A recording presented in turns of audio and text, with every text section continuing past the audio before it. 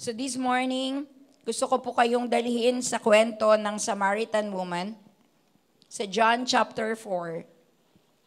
Medyo mahaba po ito, but please bear with me. Kailangan nating makita yung storya. Kasi scripture po talaga ang pinagmumulan ng mga preachings. And we need to read the scriptures. Amen. So nakalagay po dito, ako na lang po magbabasa, no? Sa John chapter 4, 4 to 32. If you have your Bibles, kung dala nyo yan, Bible apps, pwede nyo pong buksan. I think I am reading from NIV. NIV yata. NIV ba to? Now he had to go through Samaria, so he came to a town in Samaria called Sychar, near the plot of ground Jacob had given to his son Joseph. So Jacob's well yun, no? Nung Old Testament pa yan. Jacob's well was there, and Jesus, tired as he was from the journey, sat down by the well. It was about noon, tanghaling tapat, when a Samaritan woman came to draw water. Jesus said to her, "Will you give me a drink?" His disciples had gone into the town to buy food. So wala yung mga disciples, no? Nag-iisa si Jesus, tapos dumating yung Samaritan woman, iigib dun sa balon. The Samaritan woman said to him, "You are a Jew." Sabi niya, "And I am a Samaritan woman. How can you ask me for a drink?" Bakit? Bakit ganun yung tanong ng Samaritan woman? Kasi meron din siyang explanation dito sa ating scriptures. Ang sabi, "For Jews do not associate with Samaritans." Kasi mixed race po ang Samaritan. So hindi both parents po ng mga Samaritans ay Hudyo, no? Na nalahian ng iba, parang ganon. Jesus answered her, "If you knew the gift of God and who is it that asks you for a drink, you would have asked him and he would have given you living water." "Sir," the woman said, "you have nothing to draw with and the well is deep. Where can you get this living water? Are you greater than our father Jacob, who gave us the well and drank from it himself, as did also his sons and his livestock?" Kilala niya si Jacob, pero si Jesus di niya kilala. Jesus answered, "Everyone who drinks this water will be thirsty again, but whoever drinks the water I give them will never thirst. Indeed, the water I give them will become in them a spring of water welling up to eternal life." The woman said to him, "Sir, give me this water so that I won't get thirsty and have to keep coming here to draw water." He told her, "Go, call your husband and come back." Sabi ng babae, "I have no husband." She replied. Jesus said to her, "You are right when you say you have no husband. The fact is, you have had 5 husbands, nakalima na. And the man you now have is not your husband." O, jowa lang yung ngayon, kasama niya. "What you have just said is quite true."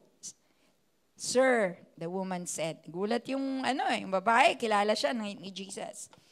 "I can see that you are a prophet. Our ancestors worship on this mountain, but you Jews claim that the place where you must worship is in Jerusalem." "Woman," Jesus replied, "believe me, a time is coming when you will worship the Father, neither on this mountain nor in Jerusalem. You Samaritans worship what you do not know. We worship what we do know, for salvation is from the Jews. Yet a time is coming and has now come when the true worshipers will worship the Father in the Spirit and in truth. For they are the kind of worshipers the Father seeks. God is a Spirit, and His worshipers must worship in the Spirit and in truth." The woman said, "I know that Messiah is coming. When He comes, He will explain everything to us." Nakakatawa, no? Then Jesus declared, "I, the one speaking to you, I am He." Just then his disciples returned and were surprised to find him talking with a woman. But no one asked, "What do you want?" or "Why are you talking with her?" Then leaving her water jar, the woman went back to the town and said to the people, "Come, see, a man who told me everything I ever did. Could this be the Messiah?" They came out of the town and made their way toward him. Meanwhile, his disciples urged him, "Rabbi, eat something." But he said to them, "I have food to eat that you know nothing about." Amen. So let's run through the story of the Samaritan woman. Ito ay isang kwento ng Samaritan woman pero kwento din ni Jesus sa kanya. Amen? So, unang tanong, as we study the scriptures, ano ba yung background ng Samaritan woman? Ano ba yung uri ng pamumuhay ng Samaritan woman? Siguro, habang binabasa natin, nakalima na ng asawa. 'Di ba? Tapos yung kasama ay hindi asawa. Ibig sabihin, kinakasama. Amen? Kinakasama. So, parang makikita natin na ang babaeng ito ay namumuhay sa isang makasalanan at immoral na pamumuhay. Amen. Maaring hindi tayo katulad ng babaeng Samaritana, pero maaaring namumuhay din tayo sa kasalanan. Marami din kasalanan sa buhay natin na hindi natin maisuko sa Panginoon. At sabi dito, silang mga Samaritans ay rejected ng mga Hudyo. They were outcast. Kaya siguro pinili niya na mag-igib ng tanghaling tapat, niisip niya, wala naman tao kasi mainit. At walang igib ng ganong kasi usually daw evening sila umiigib.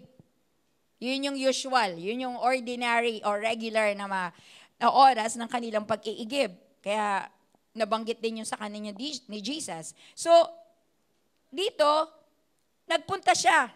Siguro baka naubusan na rin ng tubig, di ba? So, bumaba siya, umigib siya.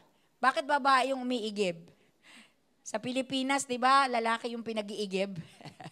Pero dito kasi, ang mga babae kasi, mga Hudyo, mga babae, mga Samaritans, sa Israel, sila talaga lahat halos. Kasi yung mga lalaki, they were out in the fields, meron silang ibang mga hanap buhay, kaya nangangasiwa sa tahanan ay lahat babae. So, ganun po yung kultura, no? So, siya yung umigib. At yung igiban po nila, yun yung balon. During the time pa ni Jacob. So, napakatagal na nitong balon na to and it's still producing waters. No? It's still producing waters. Itong hindi siya natuyo, no? Yung balon na to. So, ang background niya, rejected and iniiwasan. May pakiramdam ba tayo minsan na rejected tayo ng maraming tao or iniiwasan tayo ng ibang tao? Pag dumating na tayo, marami nang umaalis. 'Di ba? O kaya, pag tayo yung nagsalita, tatahimik na lahat, 'di ba? Big sabihin parang ayaw tayong magsalita. O kaya i-ignore tayo sa the moment na nagsalita tayo. Balik tayo dun sa sinful immoral life niya. Bakit kaya nagkaganon tong babaeng ito?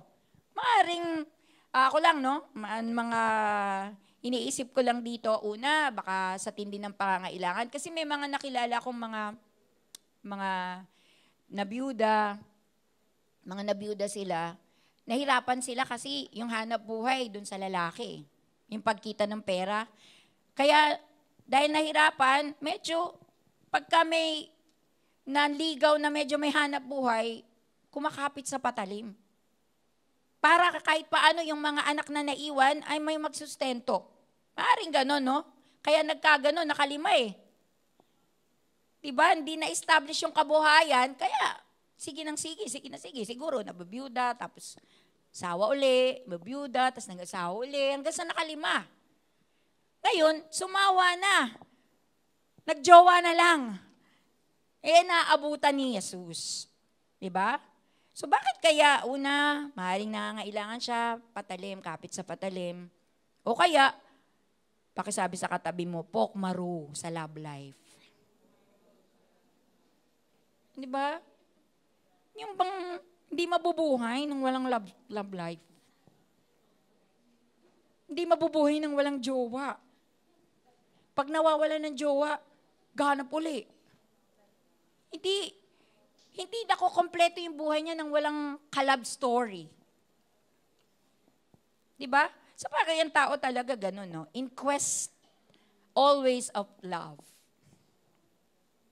Natatapos lang naman yung paghahanap natin ng tunay na pag-ibig nung matagpuan natin si Jesus.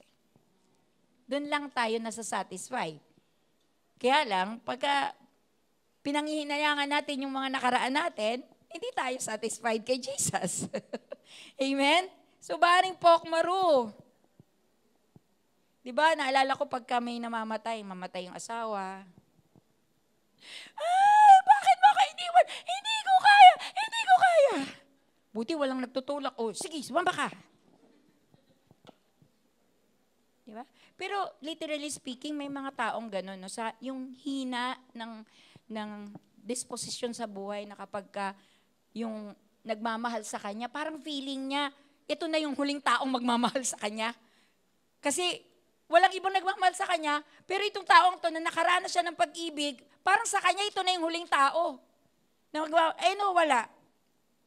Kaya gumuguho yung mundo kasi feeling niya, wala nang ibang magmamahal sa kanya. Isa na nga lang yung nagmamahal sa akin na wala pa. Pero, mindset lang yun. So, ano lang yun, no? Mga speculations ko lang yun. Maaaring ganun yung sitwasyon. Maaaring makarelate din tayo. Baka ganun din yung sitwasyon natin. Hindi tayo mapirme. Diba? Hindi tayo mapirme. Kasi lagi tayong may hinahanap para masatisfy yung buhay natin. Ngayon, paano nag-engage? Paano in-engage ni Jesus si Samaritan woman? Paano niya pinasok? Paano pumasok si Jesus sa Samaritan woman? Amen? Paano niya nakausap? Ano yung ginawa ni Jesus na entrada? Maybe, meron tayong mga tao na medyo naiilang tayo. Gusto natin silang share ng gospel. Gusto natin silang share ng pag-ibig ng Lord, pero naiilang tayo. Nagdadalawang isip tayo. Amen? Here is an example na napakaganda. Amen. Siyempre, situational to, no? Kung ano sitwasyon. Yun ang tatiming naman tayo. Eh. Hindi naman tayo pwedeng bumanat sa mga tao ng out of this world. Ha? Ano yun, di ba? Baka isipin niya si Raulo. Baka isipin niya, ano nangyari dito? Baliw ba to? Di ba? So, ano ginawa ni Jesus? Paano siya nag-engage? Sabi niya, nakakita siya ng isang person of peace. Di ba? Siya, person of peace na siya, di ba? Because he is the Prince of Peace, ang title ni Jesus. Pero tayo pala, when we share the gospel, we are looking for person or people of peace. Yung perfect para masyaran. Kasi syempre, yung mga obvious naman, ayoko. Sa iba na lang. Mabait naman ako eh. Diba? Hindi person of peace yun, diba? So, pero wag nyo namang pagpagan ng ng sapatos nyo. Kasi yun yung kultura lang nila yun. Wag na nating gayahin yun. Okay? So, dito paano? In verses 7 to 8, sabi dito, Jesus asked for water from her. Sa umiigib, no? Nung umiigib siyang gano'n, kaupo si Jesus kasi bumili ng lunch. Bumili ng lunch yung mga disciples. So, naiwan si Jesus. Tapos habang papunta yung Samaritan woman para mag-igib, sabi ni Jesus, pwede mo ba akong bigyan ng tubig? Iigib pa lang. May hingi na agad. Diba? So, pwede mo ba akong bigyan ng tubig? That timing yung si Jesus eh. Amen? Kasi tubig yung kinukuha. Diba? Sakto. So, pag-pray natin when we share the gospel, nasa right timing tayo. Lord, bigyan mo ako ng magandang timing. Amen? pero susugod ka. Ibig sabihin, you will act on it. You will act on it. So, humingi siya ng tubig. Kailangan ba niya? Pwede kasi mainit ang alin tapat. Pwedeng nauuhaw din si Jesus, no? Talaga, sa literal na tubig. Pero may tinutumbok si Jesus dito. May plano si Lord, kaya niya tinanong, kaya siya humingi ng tubig sa Samaritan woman. So, bakit kaya sa tingin nyo humingi si Jesus ng tubig sa Samaritan woman? In verses 8 to 9, para magsimula ng conversation sa kanya. Bakit? Gusto niyang i-win soul yung babae. Amen? Gusto niyang maligtas yung babae. Gusto niya na magkaroon ng relasyon dun sa babaeng Samaritan. Relasyong hindi malaswa. Relasyon sa spiritual. Makilala niya ang Jesus bilang tagapagligtas niya nung oras na yon. Kaya nag-entrada siya na penging tubig para simulan ang pakikipag-usap sa babae. At sabi dito, in verses 10 to 15, pagkatapos, di ba? So nag-ano na sila, no? Nagsisimula na silang mag-usap. At ang sabi ng Samaritan, halata ka agad na si Jesus ay pure Jew, no? Pareho si Mary at si Joseph, parehong Udyo. So halata kagad sa features ni Jesus na siya ay pure Jew. And sabi nila, yung daw mga purong Hudyo ay hindi pinapansin ang mga Samaritano. Mababa ang tingin nila sa mga Samaritano. So sila lang yung elite, parang ganun. Etong mga Samaritano, mababa lang sila. Sabi, bakit ka nakikipag-usap sa akin? Di ba bawal kayong kausapin kami? Diba? Bakit ka nakikipag-usap sa akin? Di ba? Ang ganda nung tanong. Perfect sa sagot ni Jesus. Ano yung sagot ni Jesus? Nag-offer din si Jesus ng water. Amen? Nag-offer saktong-sakto, no? Yung tanong niya, sabi ni Jesus, kung alam mo lang na may tubig ako, buhay. At kapag ininom mo, hindi ka na mauuhaw muli. Hihingiin mo tong tubig na to. Sabi niya, syempre naging interesado yung babae. Alam niyo ba, when we share the Word of God, the Word of God is life. The Word of God is the Spirit of God in it.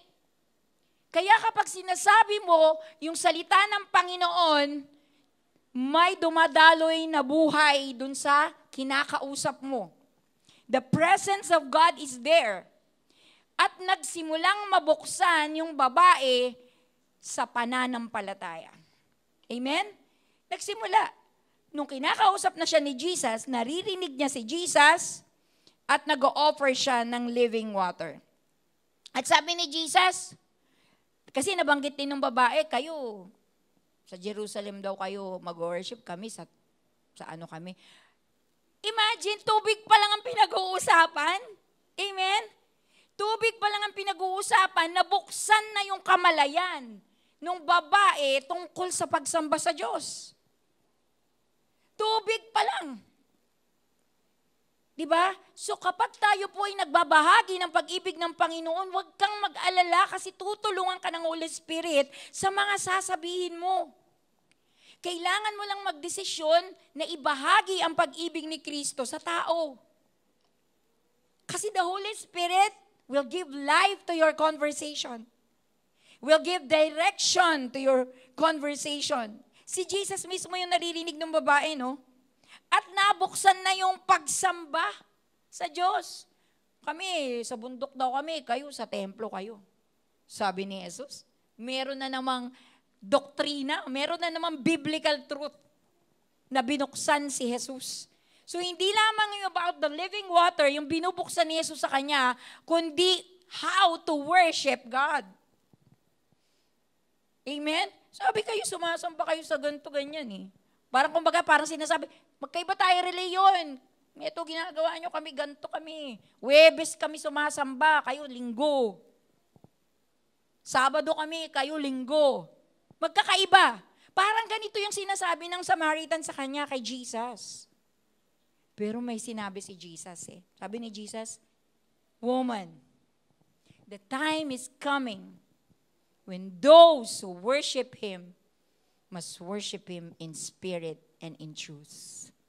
Amen? Hindi tayo sumasamba sa Panginoon dahil nararamdaman mo lang siya. Hindi tayo sumasamba sa Panginoon dahil feel mo lang kasi ang ganda ng music, ang ganda ng singing.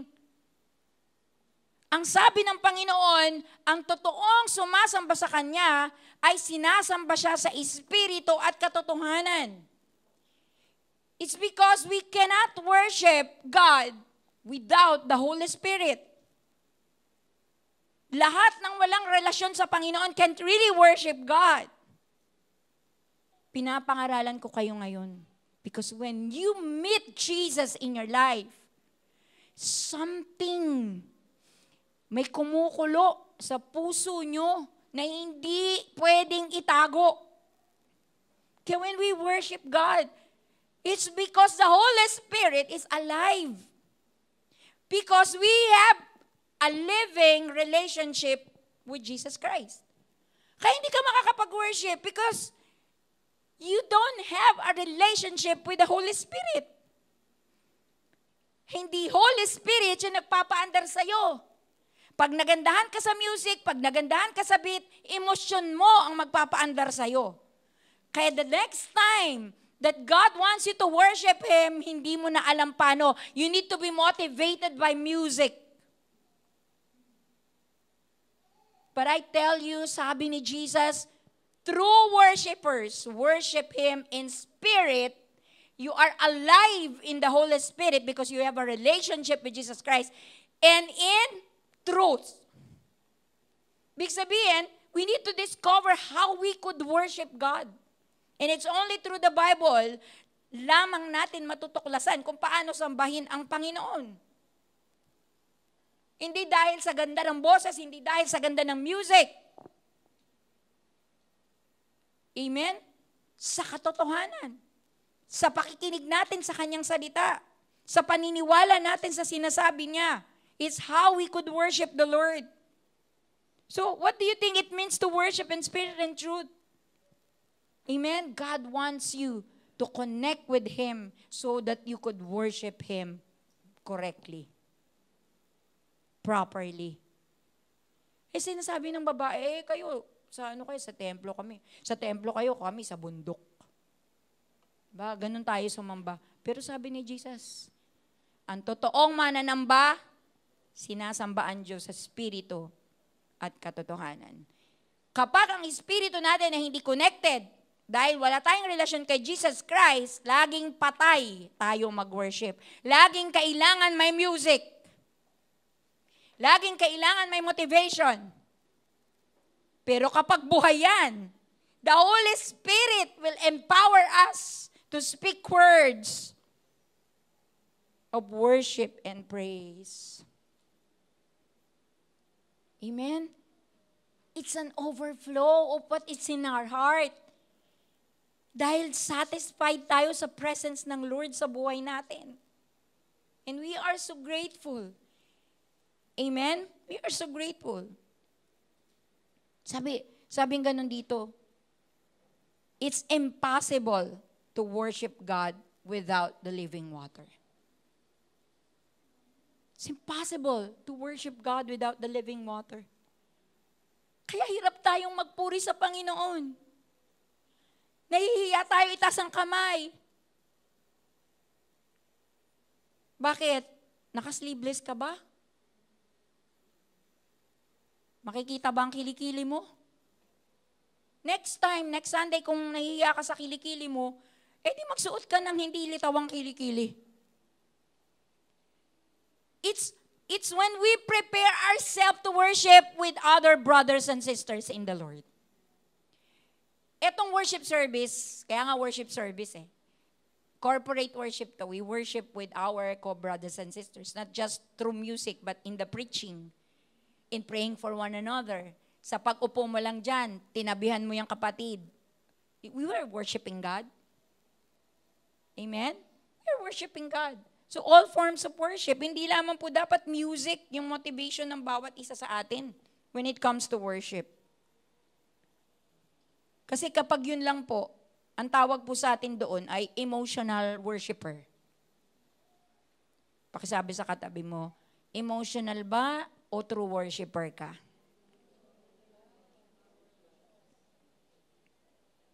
Amen. Kailangan magising tayo sa katotohanan. Tama pa ba yung ginagawa natin? Ang hirap no, pag mali yung ginagawa, tinutuloy pa rin. Pakisabi sa katabi mo, hindi ka pa ba sawa sa mali?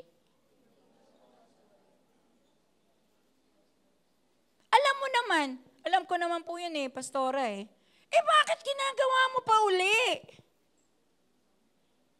Dahil nagustuhan mo na.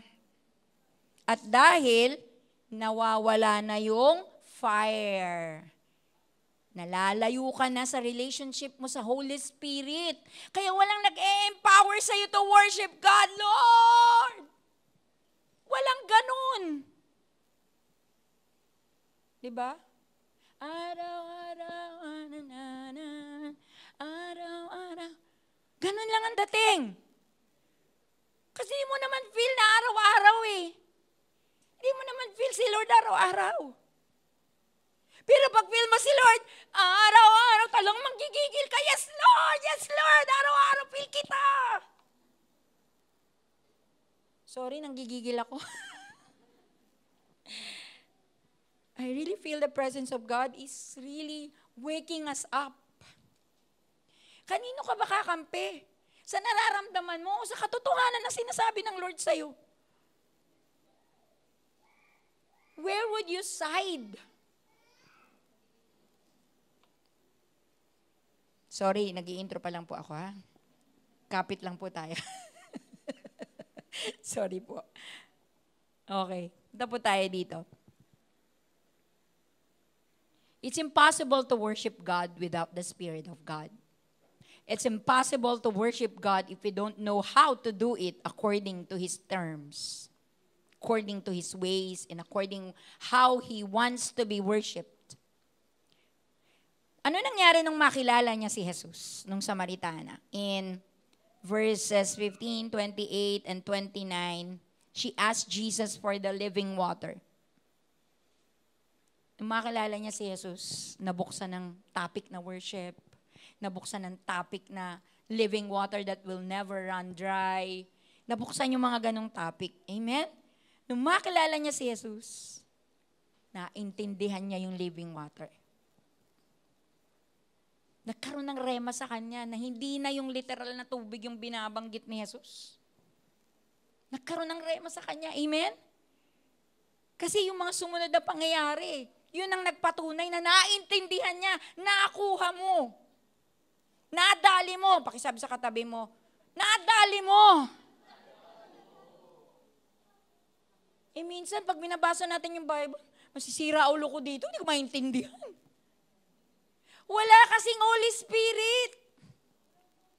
Walang relasyon sa Holy Spirit, kaya hindi mo maintindihan. Kasi the Holy Spirit will teach us sa word niya. Sa word ng Panginoon. Amen?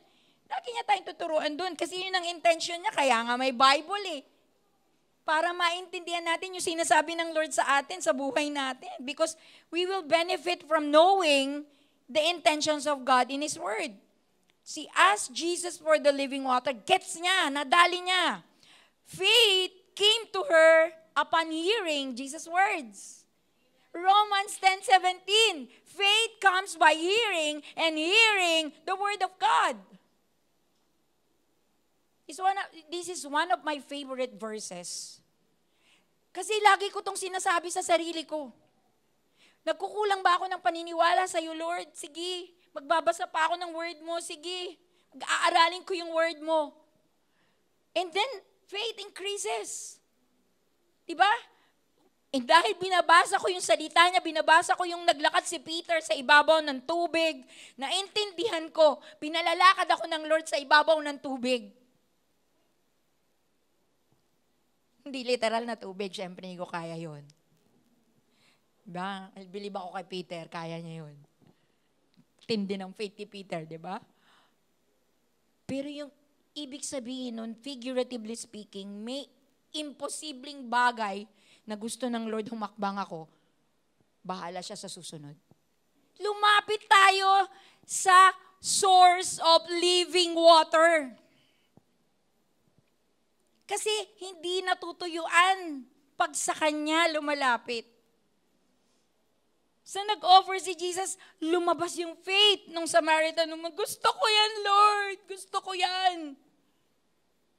Tatanggapin ko yan, Lord. Bigay mo yan sa akin. Tinanggap niya yung gift ng Lord sa kanya. Amen? At anong ginawa niya? Where did she go after accepting Jesus' offer? Amen? Saan siya nagpunta? Nagpunta siya sa bayan. Nagpunta siya sa marketplace. Sabi niya, pinatawag ko kayong lahat. Pinatawag ko kayo. Kilalanin nyo, may nakilala akong tao. Ito na yata yung Kristo kasi sinabi niya sa akin yung mga nagawa ko sa buhay ko. Kilala niya ako. Alam mo, sapat na yun eh. Para yung mga tao maniwala kay Jesus. Hindi na siya nag-one verse card. Hindi siya nag-one verse, hindi siya nag-fasting. Para mangyari yun. Mula lang doon sa living water na tinanggap niya, nag-umapaw at nadaluyan ang mga tao. Anong ginawa ng mga tao?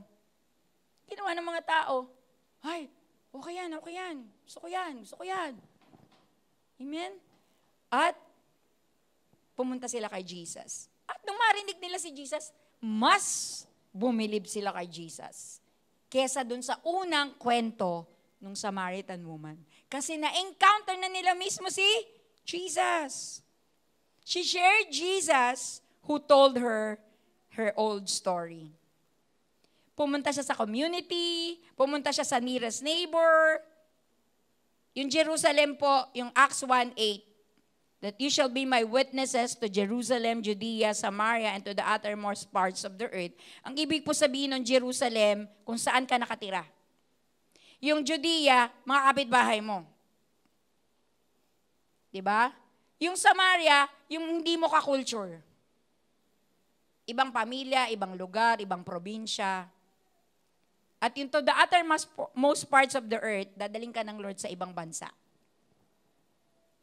Para i-share ang gospel niya. So, Jerusalem, Judea, Samaria, to the uttermost parts of the earth. So, nagsisimula na yun, no? Dun sa babae. Ang senior niya, sabi niya, sinabi ng Lord yung story ako. Alam niya yung story ako. Apo sabi, why was the woman, alam niyo ba yung woman naging cell leader instant? Pakisabi sa katabi mo, ikaw, cell leader ka ba? Hindi siya nag-undergo ng discipleship training. Diba? Hindi pa siya nag-undergo ng discipleship training. Hindi pa siya tinuturuan about leadership. Pwede pala yon na yung magandang bagay na tinanggap mo kay Jesus, enough para maging good leader ka. It's enough for you to be a good leader. Everything that Christ has done in your life, i-chika mo, i-share mo. Amen? You will be a cell leader. You will be a small group leader. Instantly. This woman, no, galing sa maruming pamumuhay, instantly, naging leader ng community. Naging leader ng marketplace. Grabe, no? Ang dami naniwala sa kanya, ang dami sumunod sa Panginoon dahil sa kanyang pagbabahagi. Sabi, ang mga tao na nabahagian niya, lumabas at lumapit kay Jesus dahil sa babaeng Samaritana. Sana meron din tayong ganong kwento. Sa Book of Acts daw, hindi daw tapos yung Book of Acts eh. Kasi yung kwento na natin, yung susunod doon. Sa Book of Acts. Ano kaya, may kwento rin kaya tayong ganon? Ang tagal mo na, ang issue mo pa rin, sarili mo. Ang tagal na tumatanda ka na, sarili pa rin. Tumatanda na tayo, hindi pa rin tayo marunong magpatawad. Tumatanda na tayo, sensitive pa rin tayo, matampuhin pa rin tayo. Amen? Deserve ba si Lord purihin? Kaya wala tayong choice eh, kasi grabe yung ginawa niya sa buhay natin. Ewan ko kasi yun ang feel ko, ewan ko sa inyo. Kung feel nyo yun. Amen? May response. When we receive the living water, when we receive the source of life in our life, may mangyayaring ebidensya. We would go out and share Jesus. So, anong matutunan natin dito? Sabi ko sa inyo, intro pa lang eh. Sorry. Una, we can tell our story to the people. Pwede nating ikwento yung buhay natin sa mga tao. Tatlong bagay. Tatlong steps. Una, paano mag-share ng kwento natin? Una, yung buhay mo nung hindi mo pa nakikilala si Kristo. Alam mo ba, hirap na hirap din ako nung araw. Alam mo ba, bihag ako ng addiction. Alam mo ba, bihag ako ng sugal. Hindi ako makawala sa ganitong bisyo. Alam mo ba, ang hilig ko sa babae. Hindi ako Ano yan, di ako mapakali hanggat wala akong jowa. Yan, dati yan yung buhay ko. We can tell our story to the people, no? Life without Christ. Ano at sino ka nung wala ka pang relasyon sa Kanya? So you could start with that, no? Kinukwento mo yung buhay mo nung wala si Jesus. Then pangalawang step, nung nakilala mo na si Jesus, pero alam mo, merong nag-share sa akin tungkol kay Lord. May Samaritan woman na nag-share sa akin tungkol kay Jesus. Mahal niya pala ako kahit na ang gulo ng buhay ko. Kahit ang dumi na ng nakaraan ko, willing siyang bigyan ako ng buhay na mas maganda. So, si Lord pala sumusulat ng bagong storya ng buhay ko. Siya pala yung ready na yung kanyang ink para isulat yung kwento ko, yung bagong kwento ko. Pakisabi sa katabi mo, iwan mo na yung luma, bago na ngayon. So, alalahanin nyo, sino nag-share sa inyo about Jesus? Kailan nyo na-encounter si Lord? May proseso tayo dito, no? Encounter retreat. So, let's pray, no? Makasama tayo dun sa encounter retreat. Pero kahit walang encounter retreat, I know you will encounter Jesus. Or I know you have already encountered Jesus in your life. So, ikwento mo yun. Kanino at paano mo naranasan si Jesus. Sino yung nag-share sa'yo? Be grateful. Amen. Magpasalamat kayo sa mga nagbahagi sa inyo. Yung mga tumulong sa inyo para maging maayos yung buhay nyo. Diba? Pasalamat kayo. I-treat nyo. Diba? Sama nyo naman sa budget. Kasi diba, ang ganda nung sinare sa inyo eh. Tapos, pay forward. Share nyo rin sa iba. Para makilala din nila si Jesus. At pangatlong step, ano ka na ngayon nung meron ka ng relasyon kay Jesus? Yung araw-araw mong pamumuhay, paano mo na ginugugol? Alam mo, ngayon, sumama na ako sa team namin sa cell group. Pagka nagbibisita yung sa leader namin, sumasama na ako. Pagka nagpa-follow up siya, sumasama na ako.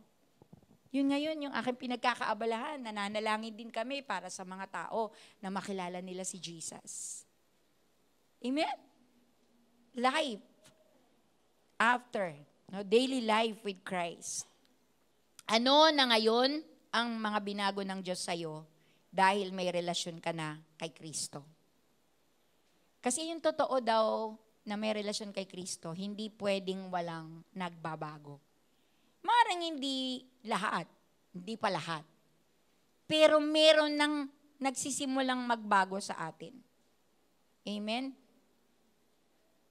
Ang hirap naman, no? May relasyon kay Jesus, pero hindi pa rin makalaya sa mali sa buhay niya. Amen? Walang judging dito walang condemnation. Alam niyo yan eh. Buhay niyo yan eh. Amen? Walang pinpointing ng buhay ng tao. It's your life. It's your decision. Kung lalapit ka sa Lord o hindi, it's up to you. Pero alalahanin natin, may ending. Pag maayos yung relasyon natin sa Panginoon, ang ending nun, marami tayong madadamay na maaayos din ang buhay. Amen? Makakapag-iwan tayo ng magandang legacy. Pero kung patumpik-tumpik tayo sa pagsuko ng buhay natin sa Panginoon, asahan natin ang maraming trahedya darating sa buhay natin. Kasi yun ang pinili natin. Pero kahit anong problema dumating, kapag pinili mong magpasakop sa Panginoon, sagot ka ni Lord. Covered ka ng protection ng Panginoon. As always. So, kinuwento mo yung buhay mo dati, tapos nung na-encounter mo si Lord, tapos ngayon, dahil na-encounter mo si Lord, ano pa? Kailangan ikwento mo rin yung storya ni Lord. Amen? Sino ba si Jesus? We must tell Jesus' story. Ano yung story ni Jesus? Ano yung story ng Panginoon? In Romans 3:23, nakita ng Diyos ang tao ay makasalanan. So ang istorya ng Panginoon, nakita ng kanyang Ama sa langit na walang pag-asa ang tao na makabalik sa Diyos. Nakita yung kondisyon natin. Pakisabi sa katabi mo, kita naman ni Lord lahat sa buhay mo. Wala kang matatago sa Panginoon. Men, wala tayong matatago sa Lord. Kita ng Lord lahat. So, God saw man's sin and hopelessness without Him. Nakita ng Lord, kapag wala siya sa buhay natin, wala tayong pag-asa. Puno ng kasalanan tulad ng Samaritan woman. Pangalawa, sa storya ni Jesus, nakita natin yung answer ng Diyos, yung tugon ng Diyos sa kondisyon ng tao. Ano sabi? Sa Romans 6:23, for the wages of sin is death, but the gift of God is eternal life through Christ Jesus our Lord. Amen? Nakita niya, pero may but. Amen? So isang kasalanan lang, enough para mamatay tayo, mawalan tayo ng relasyon sa Panginoon, ma-cut off tayo sa Panginoon. Pero but, the gift of God is eternal life through Christ Jesus our Lord. Meron siyang ginawa. May tugon siya sa nakita niyang mali sa buhay natin. Tayo, meron ba tayong tugon na ginagawa pag may nakita tayong mali? O nangangatwiran pa tayo? Iba, yung iba nga eh. Mas maaga pa nga ako kay ganito eh. Di ba? Oh, leader na yan ha, leader na yan. Ako pa ba? Lagi tayo naghahanap ng dahilan para katwiranan yung mga sarili nating kamalian. Let's face it, we're committing mistakes before God and yet, nangangatwiran pa rin tayo sa Panginoon. A true relationship has an evidence of change.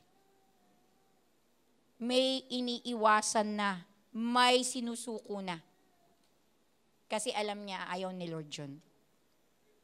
So tumugon si Lord. Ano yung tugon ni Lord? Living water, continuously flowing. Kaya may balon, kasi may bukal ng tubig. Kaya gumagawa sila ng balon, right? Kami noon, poso. Sa Taguig, naranasan ko po yung poso. Yan, yun. Pag naglalaba ako, poso, yan. Naranasan ko po yan. Kaya may pump well kasi may natuklasang bukal ng tubig. So, kasi hindi masyado yung balon sa atin di ba? Pero sa probinsya may mga balon din. Pero hindi natin masyadong alam yung mga balon Mga alam nating balon, mga display lang, mga sa mga mga sceneries, yan. Walang tubig walang bukal. Pero literally, yung experience ko kasi pump well. Naglalaba kami, pump well. Tapos nakita ko, kasi nag-isip ako kanina, Lord, bakit yung poso nauubusan ng tubig?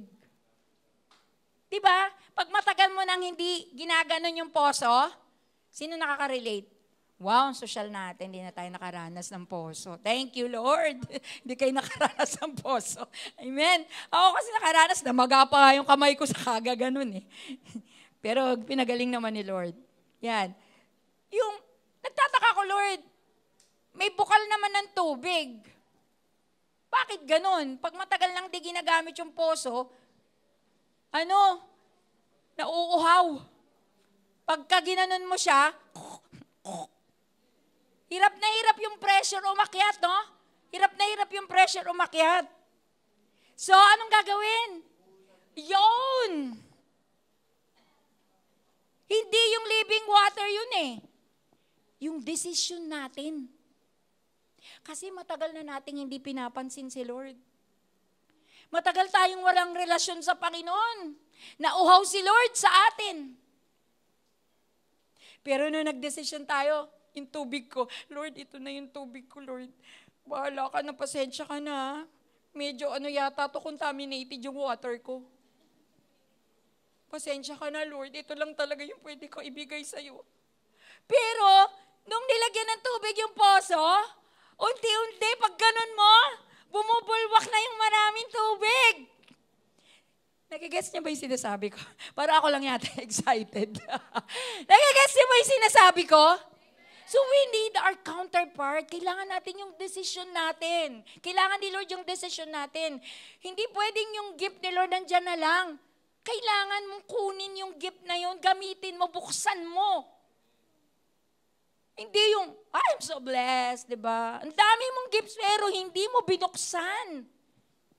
Hindi mo in-enjoy yung kaloob ng Diyos sa'yo. So our counterpart, ibuhos mo. Lord, ito na lang talaga yung pwede ko sa iyong ibigay. Pero Lord, sinusuko ko lahat sa iyo. Kasi alam ko ikaw yung living water. Parang yung Samaritan woman. Gusto ko yan yung hindi na ako matutuyuan. Gusto ko yan yung hindi na ako mauuhaw. Yung hindi na ako mangangailangan. The Lord is my shepherd, I shall not want. If Jesus is our Lord, we shall not want for anything else. Dahil satisfied tayo sa Kanya. Because God is faithful, He provides our needs. Amen? He provides our needs. Sometimes, pinapagalitan pa natin si Lord. Kasi hindi tayo binibigyan. Sabi, needs, hindi wants. Minsan, kapritsyo na lang. Nakakasama pa ng ugali. Hindi nakakatulong. Kay Kristo, hindi tayo matutuyot. Hindi tayo mauubusan. Lapit lang tayo ng lapit sa Panginoon. Pangatlo na nakita ko sa storya ni Lord, God's sacrifice while we are sinning in Romans 5:8. Christ died on the cross to keep us alive. His love will keep us alive. His love will keep us alive. Hindi yung love ng mga kung sino-sino dyan. His love will keep us alive every day. Na kahit ang dami mong pagsubok, buhay ka pa rin. Tatawanan po kami nung nakaraang linggo kasi may bumulong po sa amin. Sabi, Pastora, hindi daw nagbago yung mukha ko. Ganun pa rin daw 16 years ago.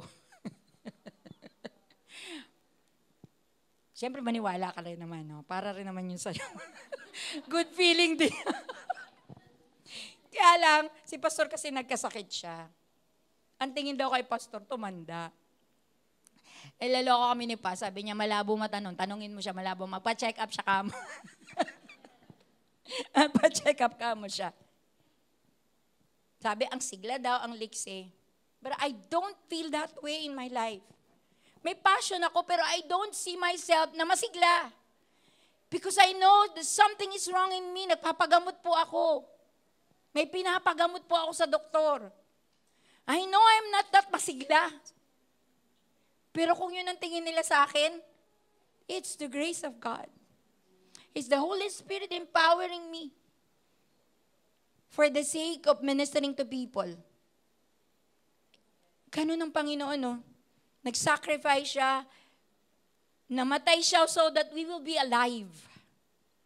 Namatay siya, pero nag-resurrect siya. Why? Dinamay niya na lagi tayong buhay. Ano man ang problema, uminom ka sa living water. God expects our response to His sacrifice. Yung story ni Jesus. So, yung story ni Jesus, nakita ng Diyos, yung kalagayan ng tao. Pangalawa, tumugon ng Lord, nagkaroon ng solusyon si Lord sa kalagayan ng tao. Si Kristo, nag-offer siya ng buhay niya. Habang nagkakasala tayo. Ngayon, inaasahan niya yung tugon natin sa sakripisyong ginawa niya. Hindi na natin kailangang ulitin yung ginawa ni Jesus. Hindi natin kailangan magpenitensya pag mahal na araw, parusahan ng sarili, para mabawas-bawasan naman ang mga kasalanan ko. Sister, para mabawasan ang mga kasalanan ko, magpenitensya ako ba?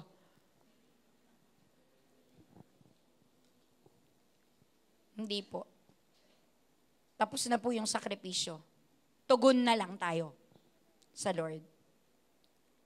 And, dahil gusto niya ng response, eto, Romans 10:9. If you declare with your mouth that Jesus is Lord and believe in your heart that God raised Him from the dead, you will be saved.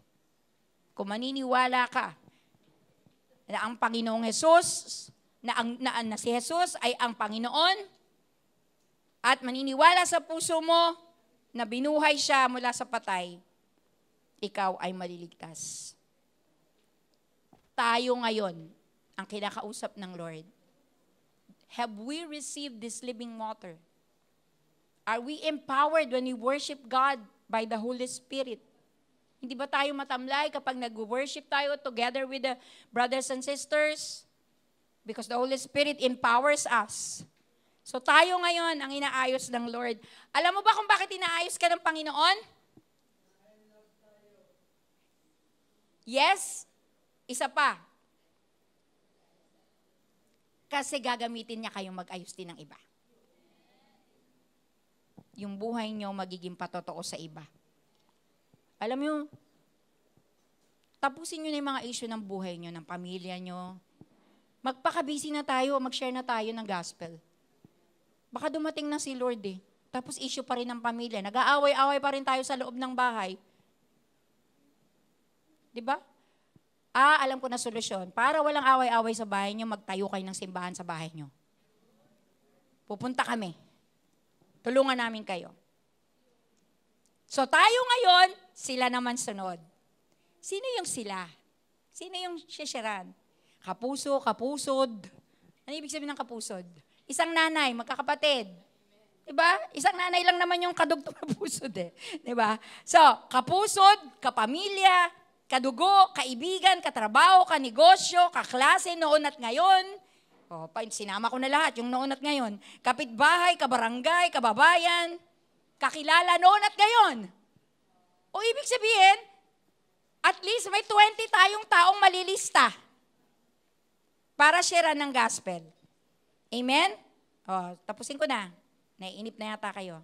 There are no success stories without Christ's story. Amen? Without Christ, we would miss God's opportunity to write our new story in His heart through the blood ink of His Son, Jesus Christ. Ang tinta na pinansusulat ng storya ng buhay natin ng Diyos ay galing sa dugo ni Jesus na luminis sa atin at nagbigay sa atin ng pagkakataon na mabago ang kwento. Amen. Tanungin mo katabi, gusto mo ba na mabago ang kwento mo? Tanggapin mo si Jesus. Inumin mo yung living water. Maniwala ka na kaya mo siyang sambahin kasi bubuhayin ni Holy Spirit yung espiritu na meron ka. Ipagkatiwala mo yung kaluluwa mo sa Panginoon. Lapit po tayo sa Panginoon. Hindi po na-fake yung sigla. Hindi po na-fake yung kalusugan. Kung ano talaga yung laman mo, yun lang yung makikita sa'yo. Pero may pag-asa po tayo kay Jesus. Lapit tayo kay Lord. Magpaayos tayo sa Panginoon. Lord, kaya pala ganito katabang yung relasyon ko. Yung pananaw ko sa'yo kasi wala pala talaga akong matinong relasyon sa'yo, Panginoon. So tulungan mo ako. Let's worship the Lord as we sing this song and let us meditate on the goodness of God. Let's think about the Lord. Ano na ba ginawa sa'yo ng Panginoon? Ano na ba ginawa sa'yo ng Lord?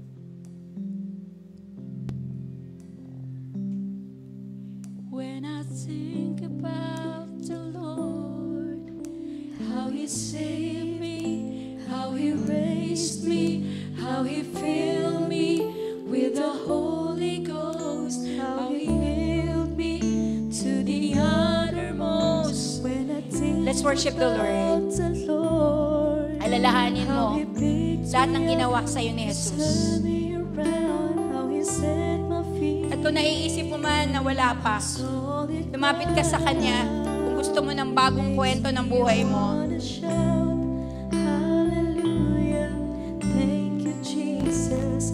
Lord, you're worthy of all the glory, of all the honor, and all the praise. It makes me wanna shout, hallelujah, thank you, Jesus.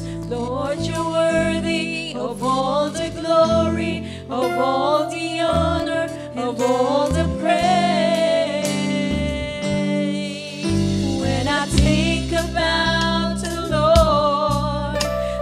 saved me, how He raised me, how He filled me with the Holy Ghost, how He healed me to the uttermost. When I think about the Lord, how He picked me up and turned me around, how He set my feet on solid ground, it makes me wanna shout, hallelujah, thank you, Jesus. Lord, you're worthy of all the glory, of all the honor, and all the praise. It makes me wanna shout, hallelujah, thank you, Jesus. Lord, you're worthy of all the glory, of all the honor, and all the praise. It makes me wanna shout, hallelujah, thank you, Jesus. Lord, you're worthy of all the glory, of all the honor, of all the praise. Yes, Lord. If you want to respond sa message na to, just raise your hand up high to the Lord and I will pray for you. Simulan mo sa bahay namin, Panginoon. Pakialaman mo yung pamilya namin. Nakakapagod na rin ang may mga diskusyon, ang may mga sigalot. Let salvation come in our house, Lord. Let salvation come in our place, in our family.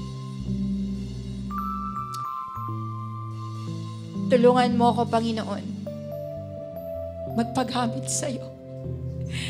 Katulad ng babaeng Samaritana. Fresh na fresh. Kaboborn again lang. Pero nakapag-lead ng maraming tao sa'yo. Buong community. Buong bayan. Kumilala sa'yo.